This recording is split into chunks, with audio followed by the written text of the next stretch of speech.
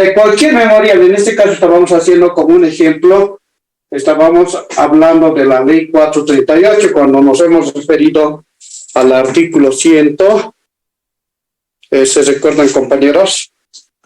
Al artículo 362, en lo que hablaba del proceso ordinario. También nos habíamos ido a la ley 362 de la ley 439. A ver, ¿dónde estamos? Ya hemos hablado de todos los pasos de la demanda. Y ya estábamos en el artículo 362, en lo que se refiere en la preparación de un documento de una demanda de proceso ordinario. Estábamos viendo, 362, 66. Aquí está. Estábamos hablando de los procesos ordinarios. Solamente le estamos dando un pantallazo, compañeros, por si acaso. Todo para llegar a la cuestión del pago de tributos que corresponde en una demanda, ya sea de un proceso de herederos, en una demanda, en este caso, de usucapión, en algunos casos de un caso sobre usufructo. Estábamos hablando entonces en el 362, cuando hemos hablado del ordinario, ya no vamos a hacer los articulados, nos vamos a ir directamente a las fases que corresponde a la audiencia preliminar. En la audiencia preliminar, conforme señala el artículo 365 y en su artículo 366, se va a versar todo el proceso ordinario oral. ¿Qué fases vamos a llevar en esa situación? Esto es como lo estamos tomando como ejemplo, porque posteriormente vamos a preparar también una demanda coactiva, una demanda ordinaria coactiva, una demanda judicial, una demanda administrativa, incluso las demandas de actividad, ¿cómo se llama esto? De las impugnaciones. Entonces, cuando estamos hablando de las actividades en la audiencia, principalmente vamos a hablar, dice 1, en la audiencia preliminar se cumplirán las siguientes actividades. ¿Cuáles son?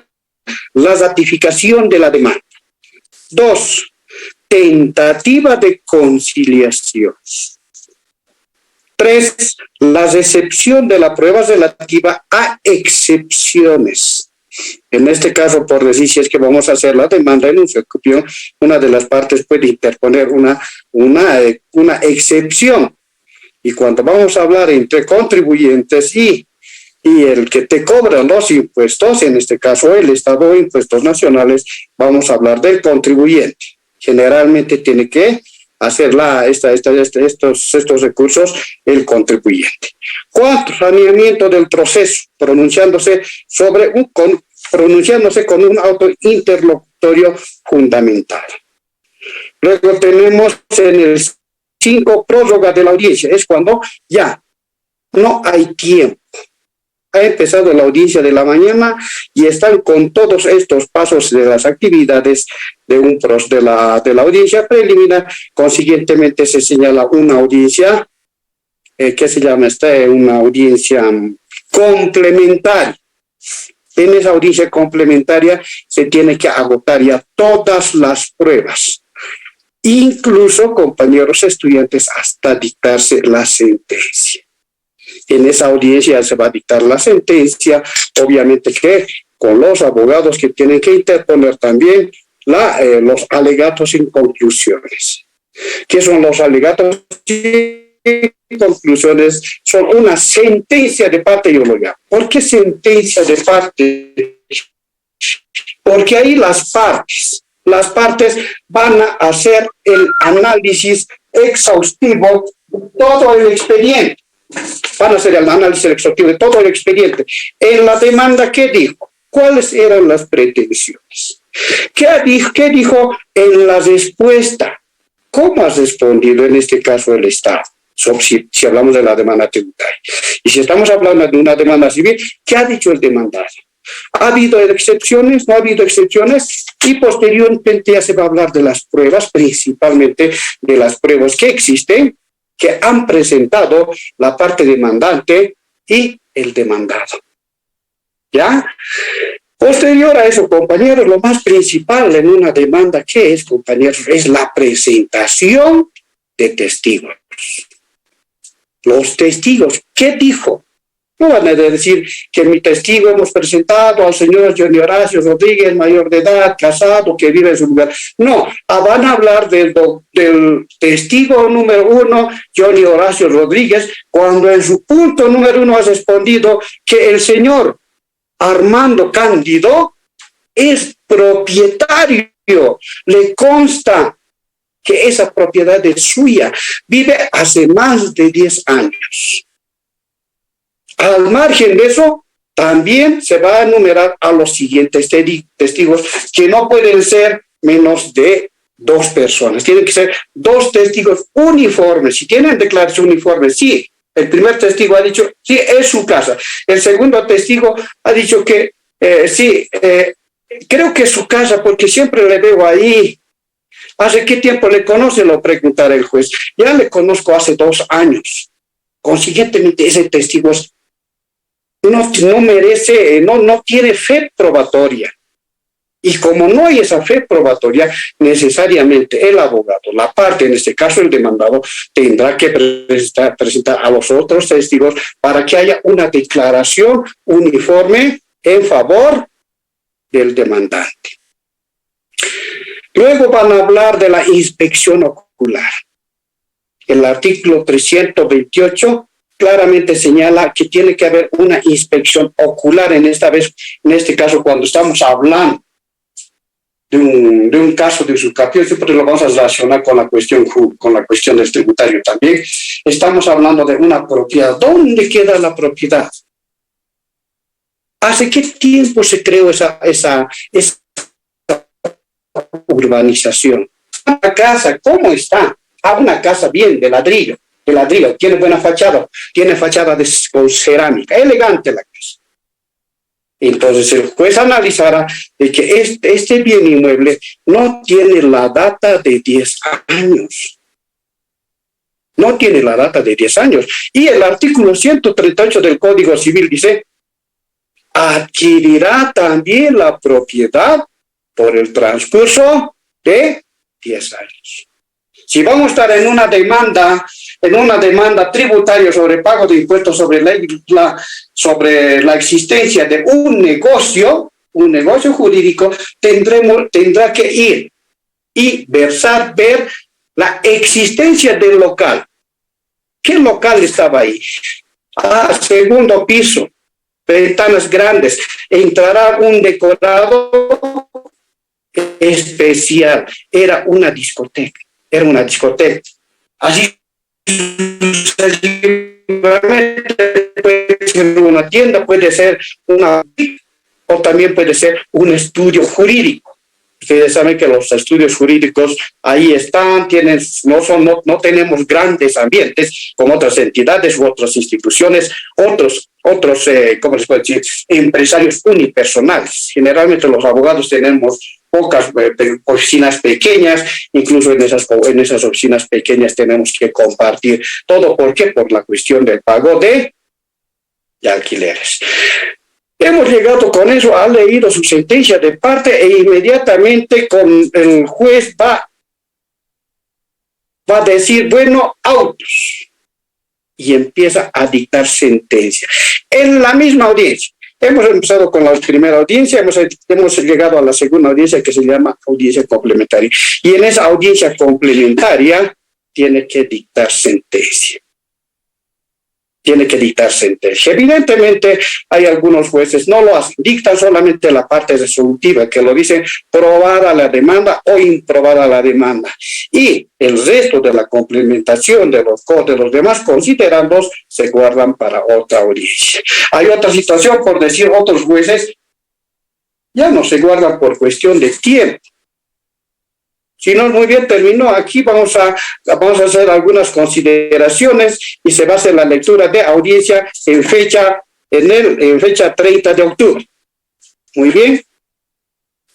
El cliente, el interesado, la parte que ha presentado todas las pruebas, la parte que tiene la pretensión de adquirir ese bien inmueble, que le dé la ley, el artículo 138, que le tutele, obviamente que a través de su abogado tiene que ir a buscarle al doctor. ¿Para qué? Yo sé que muchos de ustedes quieren participar en este momento. ¿Para qué? Por una sencilla razón. Muy bien, pase, vamos con el juez, pase doctor. Bueno, generalmente esos datos no les reciban los litigantes.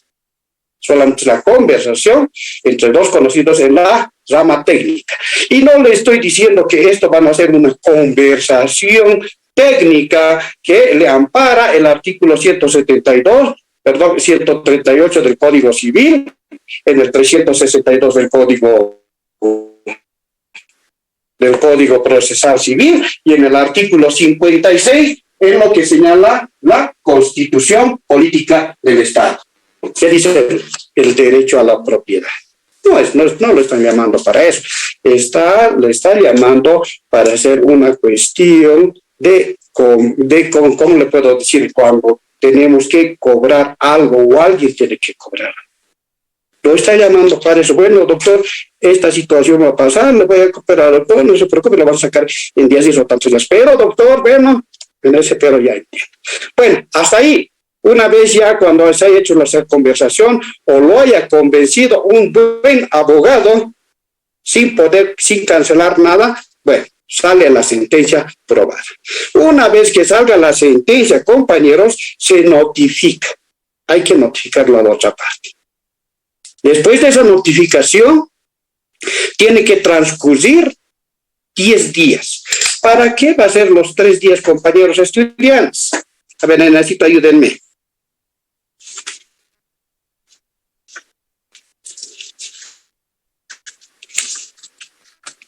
A ver, compañeros, de conocimiento general.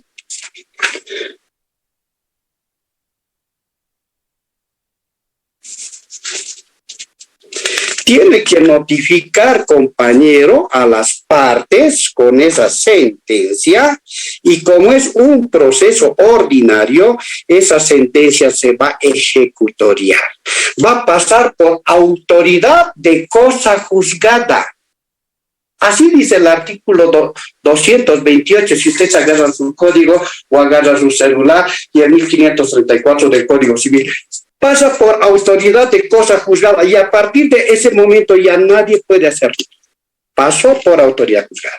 Ahora ahí vamos a llegar. Pasa por la autoridad juzgada con esa disposición, con ese acto jurídico que es la ejecutoria, también se notifica. Una vez notificado, con esa pedimos los testimonios. Y el testimonio nos va a otorgar el juzgado del proceso victorioso, del proceso que hemos ganado, del proceso que le ha dado el derecho de propiedad, conforme al artículo 138. Ya estamos hablando de 10 años. Y si hablamos de 5 años, como uno de ustedes habló, ha hecho la mención del artículo 15 de la usucapión quinquenal, artículo 134, pero es cuando se cumple en los 5 años. 5 años el que le da el derecho a la propiedad, pero bajo presentación de documentos idóneos. Más les puedo comentar, compañeros, pero no es el tema. Llegamos, nos entregan con el testimonio, ya tiene el testimonio. La parte victoriosa, la parte que ha logrado probar el derecho de propiedad a través del transcurrir del tiempo, tiene que irse a la gobernación. Ahí estamos. Y la gobernación. ¿Qué vamos a hacer en la gobernación? Aquí estamos yendo a la gobernación. Después de la gobernación nos van a mandar a impuestos nacionales. Antes de ir a esto, compañero, incluso vamos a tener que ir a la alcaldía. 3 fases: alcaldía, gobernación, impuestos. Su nombre lo indica, compañeros. Eso es lo principal del tema de este pequeño pantallazo que hemos hecho, todo a la rápida. Ustedes no vayan a creer que es la demanda de usucapión así tan sencilla, o un documento debe ser válido, el documento de usucapión. No es tanto así. Yo lo estoy haciendo a la rápida porque mi tema de mí es tributos. Hemos llegado a los tributos, al pago de impuestos. ¿Para qué va a ir a la alcaldía? A la alcaldía te tiene que ir a pagar todas las deudas que pueda tener sobre el bien inmueble. Y ustedes van a decir, si ese documento no tenía, si ese bien inmueble no tenía documentos, ¿de qué impuestos se habla? De un bien inmueble que tenga 10 años, 15 años, las partes ya tienen que pagar el impuesto. ¿Cómo se paga ese impuesto? Es que ese impuesto, esa casa ya lo han tenido desde hace 10 años, más de 10 años. Lo han hecho empadronar, consiguientemente después del empadronamiento ya vienen los impuestos anuales. En impuestos anuales tiene que estar todo saneado, no tiene que deber nada. Es más, ustedes por decir, pagan un impuesto por decir de 300 bolivianos cada año, es ustedes. Ustedes pagan 300 bolivianos. Pueden decir incluso, yo no debo nada a la alcaldía. No debo nada a la alcaldía. ¿Cómo se ha comprado antes ese terreno? Con unas habitaciones de tierra. O de adobe se dice, ¿verdad? De adobe.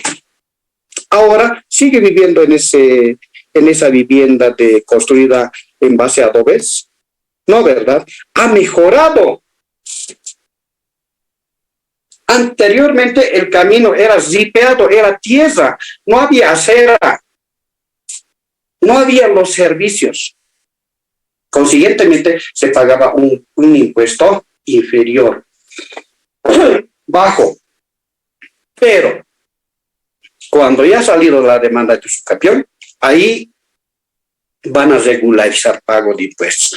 Usted le dirá el de los de la alcaldía, usted paga 300 bolivianos desde la fecha, desde el 2010, pero el 2010 no había acera, no había teléfono, ahora ya tiene todos esos servicios. Y desde ese año usted debe, no le van a decir que debe la totalidad, sino por la existencia de los servicios. Regularizan, pagan esos impuestos y recién se va a encargar ya, en este caso, la gobernación para el cobro del impuesto que corresponde, que es otra situación. Y va a existir un impuesto muy elevado. ¿Por qué elevado? Ya el anterior estábamos hablando de que piensan de que ese bien inmueble que lo tenemos así por así, que nos hemos entrado a un predio y punto. No es así. O alguno de ustedes vive en una casa. ¿Cuántos? Ustedes son más de 150, ¿no? Uno de ustedes deben tener un bien inmueble. Ese bien inmueble lo tienen por una herencia. Lo tienen porque se han comprado sin documentos. O se han comprado incluso pagando los impuestos a la transacción, haciendo protocolizar el documento, el notario ya les ha entregado el documento, han llevado a derechos reales para registrar, y en derechos reales les dice, esto no vamos a hacer, no puede ingresar, no puede hacerse público, no puede cumplir con lo que señala el artículo 1338, que dice en el Código Civil, la propiedad se hace público desde que se inscribe en derecho. No podía. ¿Por qué? Porque ya no tiene superficie. Ya no tiene superficie. ¿Qué cuántos metros tiene? 300 metros el predio. Pero el vendedor, como más antes tenía más terrenos, como les puedo decir, era más superficie, solamente le quedó una pequeña superficie, por decir 50 metros. Consiguientemente, sus 300 metros ya no podía ingresar. ¿Qué tiene que hacer ahí el comprador? la única solución es hacer la demanda de usucapión. Consiguientemente no se le está regalando, no lo está regalando. Él se ha comprado, su padre lo ha dado, su madre lo ha dado. O se han comprado, como les dije, sin documentos. Entonces no es gratis, pero el Estado, la gobernación, le está cobrando el 20% de la base imponible de ese bien inmueble. 20% es una suma elevada. Y tiene la concepción, no el Estado, no los personeros de impuestos nacionales o de la gobernación, sino que el legislador. ¿Quiénes han creado esos impuestos? Los legisladores, los asambleístas, los diputados, los senadores. Y cuando estamos hablando de un impuesto que se paga a la gobernación, de los asambleístas departamentales. Aquellos políticos, aquellos asambleístas que nosotros hemos elegido, ustedes le han elegido, a nosotros nos están cargando con un impuesto bien elevado, como si el Estado nos estuviera regalando ese bien inmueble. Impuesto elevado. Ahí hasta imposible de pagar. ¿Por qué le digo imposible? He llevado procesos, compañeros, que le han cotizado de impuesto de 134,000 bolivianos, compañeros estudiantes. 134,000 bolivianos, equivalente casi a $20,000. Consiguientemente imposible. Bueno, cada familia sabe, ¿verdad? Entonces son esas situaciones que se da en el cobro de impuestos. Lo propio pasa en la declaratoria de herederos. Anteriormente, compañeros, antes de este gobierno, no había esas situaciones.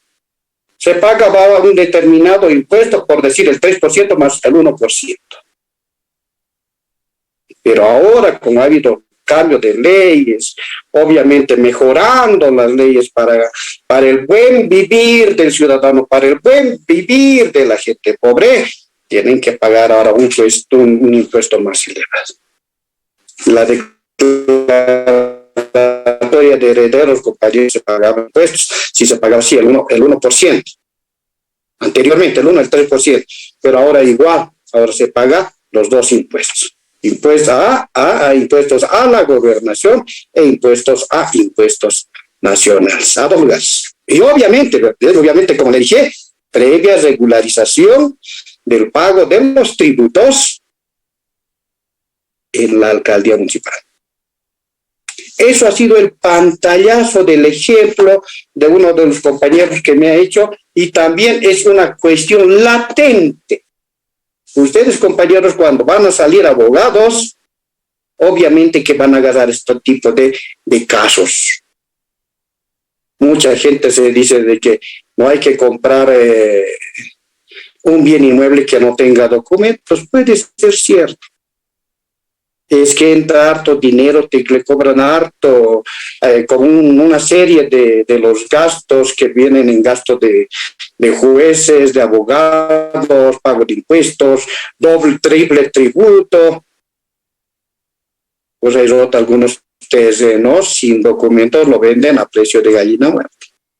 Yo ya le escuchaba a un decente decir, vamos, compre, ¿para qué van a comprar un terreno? Se están comprando un juicio, se están comprando un tremendo problema. Bueno, después de todo no podemos decir eso a los abogados, ¿no ves? Para eso estamos estudiando, tenemos que ganar. El trabajo es eso, el trabajo del abogado tiene que sanear, tiene que legalizar los documentos de propiedad. Bueno, eso como ejemplo, compañeros, con esto hemos terminado solamente el pequeño ejemplo, porque estábamos hablando, compañeros, de los tributos de los pequeños contribuyentes en la normativa nacional. En nuestra normativa, según el Código Tributario. Porque el Código Tributario, compañeros, contempla una serie de disposiciones, por decir, cuando habla del concepto, de la clasificación. Dicen, ¿Qué son los impuestos? ¿Por qué tenemos que pagar los impuestos?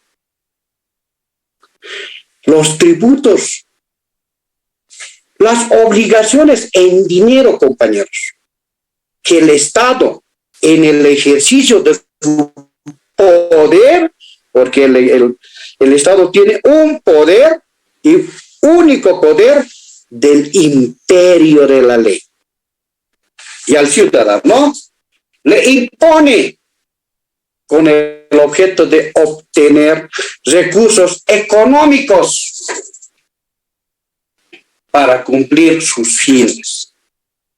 ¿Cuáles son los fines del Estado, compañeros estudiantes? ¿Cuáles son los fines del Estado cuando estamos aplicando los dilemas que les ha dictado el anterior doctor? ¿Cuáles son los fines? ¿Por qué le sacan los tributos? ¿Por qué nos cobran los impuestos el Estado boliviano? Anotaremos participaciones, compañeros.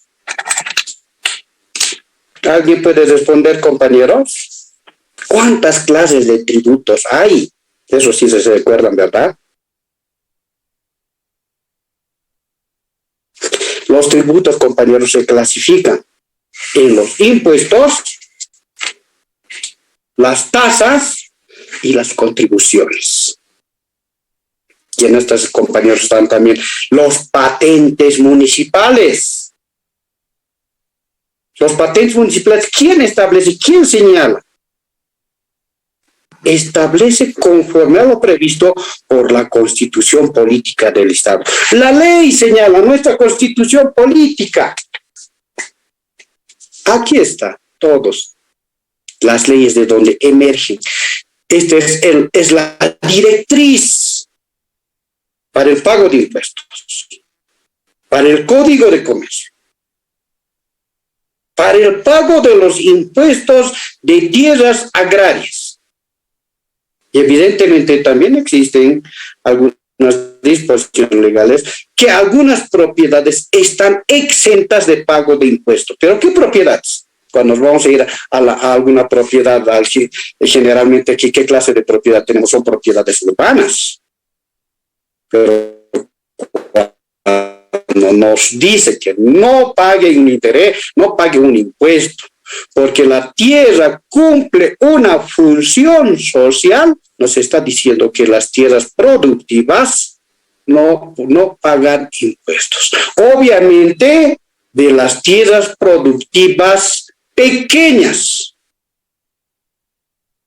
Con eso no vamos a decir de que una tierra productiva en Santa Cruz dedicada a la siembra de grandes extensiones de producción de soya o algunos alimentos, eso tampoco se va a decir que no pagan impuestos. Tienen que pagar impuestos porque ya no estamos hablando de una función económica social. Ya estamos hablando de una función económica empresarial. Es una fábrica, es una empresa. Y esa empresa tiene que pagar impuestos porque produce la materia, produce los alimentos, pero eso se convierte en cuestión económica. Y con esos impuestos se tienen que pagar maquinarias, accesorios, personal y obviamente los impuestos. Pero no así de las pequeñas propiedades. Porque las pequeñas propiedades están destinadas a una cuestión de solidaridad. Ustedes ven, compañeros, cuántos de nuestros familiares, cuántos de los familiares de ustedes viven en el altiplano, hacen su siembra, hacen 1 hectárea, 2 hectáreas. Son pequeñas propiedades. Y ese porque está cumpliendo una función económica y social exento del pago de tributos. ¿Por qué? Porque va a vender también las papas, las patatas los va a vender. Por ahí van a sacar todavía camionadas de papas. Pero se llama FES, función económica social, porque esa producción de papa le va a servir para la alimentación de la gente que vive en el área rural. Y el excedente lo va a vender. Y de eso ya debería pagar impuestos. Pero el espíritu del legislador, el espíritu lo que señala el código tributario, la ley del Instituto Nacional de Reforma Agraria, la Constitución Política del Estado dice que lo va a vender el remanente, lo que ha quedado de esa producción, pero con esa utilidad convertido en dinero, el campesino, la gente que trabaja en el campo tiene que comprar medicinas, tiene que comprar semillas, tiene que comprar útiles escolares y tiene que colaborar con sus familiares que pueda existir. Por eso se llama función económica social. Pero cuando ya es la empresa, las empresas incluso destinadas a mecanizar, porque por decir en el área del oriente, no vamos a hablar nada del campo me refiero al oriente, compañeros, puesto después de todo también es nuestro orgullo de nuestro país, donde ellos producen, mecanizan, exportan y de esa exportación llega el dinero. De esa venta, de esa exportación que han hecho los productos, llega el dinero y tienen que pagar impuestos.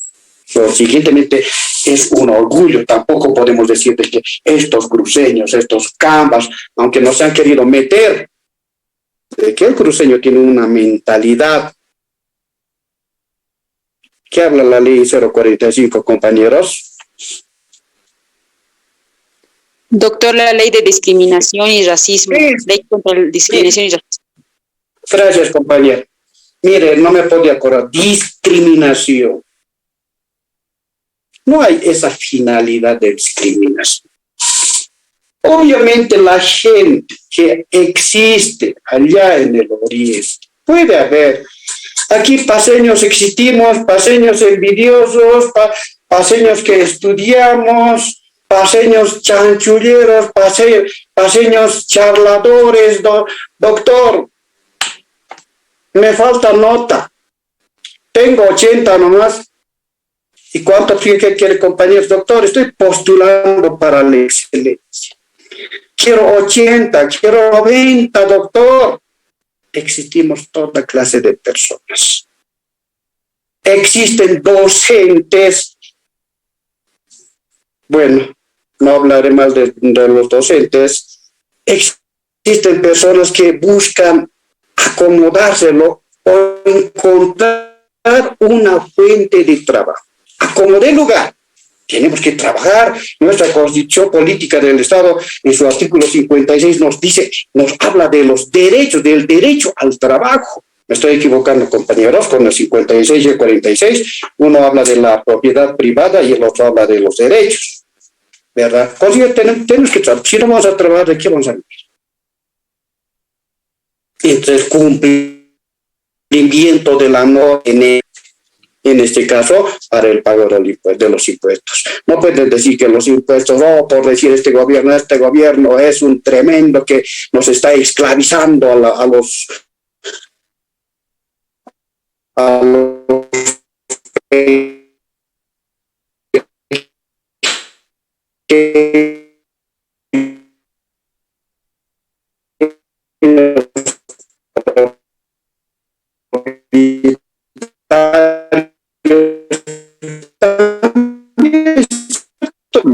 no lo escuchamos bien, está entrecortado. Una tiendita para se ve,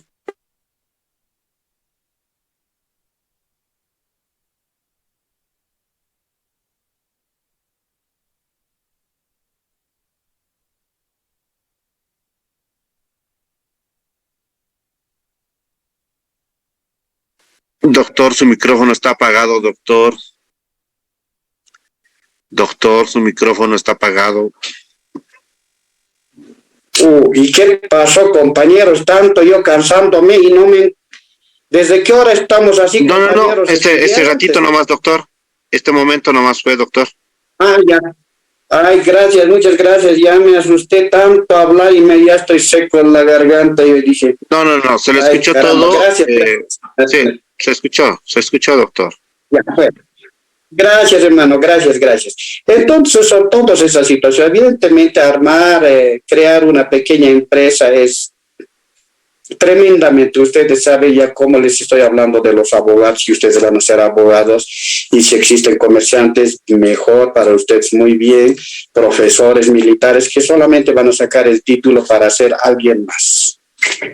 Pocos lo van a ejercer, aquellos jóvenes tal vez.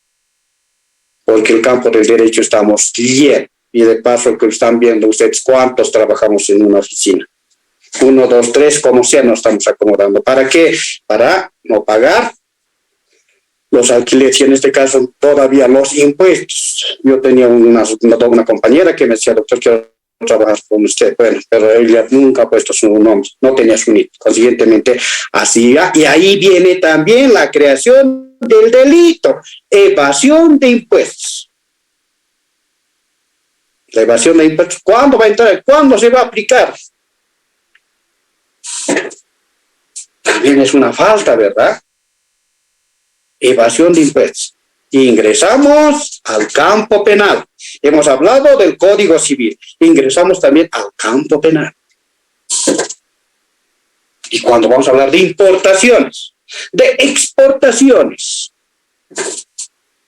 lo propio, vamos a ingresar a la ley de aduanas.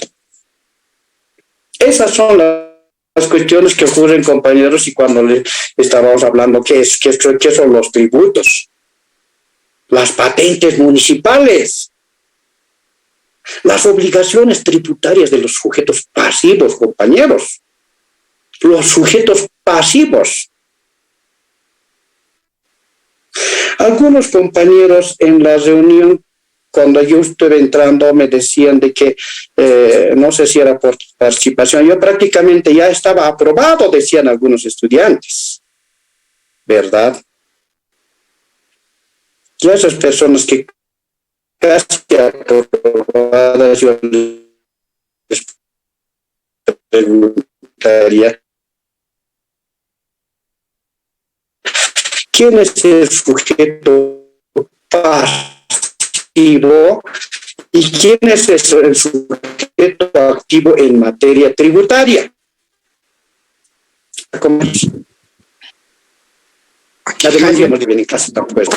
Los estudiantes hemos llegado a la hora, se han atrasado ustedes, se atrasó también Johnny Horacio sobre el tema que hemos avanzado, especialmente sobre nuestro ejemplo, y gracias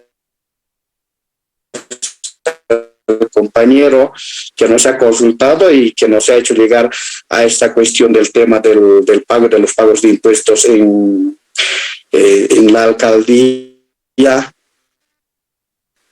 en gobernación e impuestos a esta situación de la aclaración del pequeño pantallazo que hemos hecho de una demanda, porque esa demanda vamos a tener que aprender todos.